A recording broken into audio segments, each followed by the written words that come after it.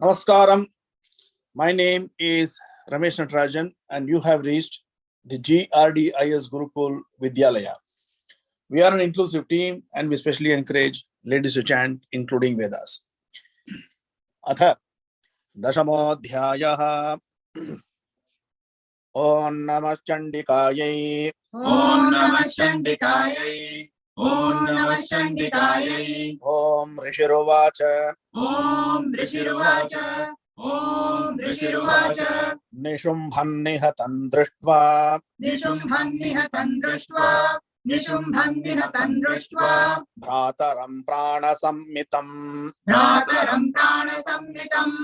Bhrataram pranasammitam. Nishumbhannihatan drishtva. Bhrataram pranasammitam. Nishumbhannihatan drishtva. Bhrataram pranasammitam. Nishumbhannihatan drishtva. Bhrataram pranasammitam. Hanyamanam balanchaiva. Hanyamanam balam chaiva. Hanyamanam balam chaiva. Shumbha kruddho bravit vachaha. Shumbha kruddho bravit vachaha. Shumbha kruddho bravit vachaha. Hanyamanam balanchaiva Shumbha kruddho bravit vachaha. Hanyamanam balam chaiva. Shumbha kruddho bravit vachaha.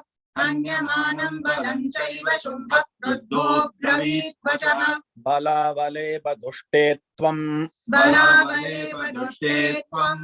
Balavale padushte tvam. Ma durge garvamavaha. Ma durge garvamavaha. Ma durge garvamavaha. Balavale padushte tvam. Ma durge garvamavaha. Balavale padushte tvam. Ma durge garvamavaha.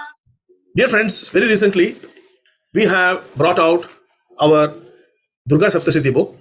We have published this in 6 languages. This is in Sanskrit, and I'll also show to you in Telugu, in Tamil, in Malayalam, Kannadam, and English. These 700 shlokas of Durga Saptashti are as per Guptavati, the magnum opus of Sri Bhaskara Raya.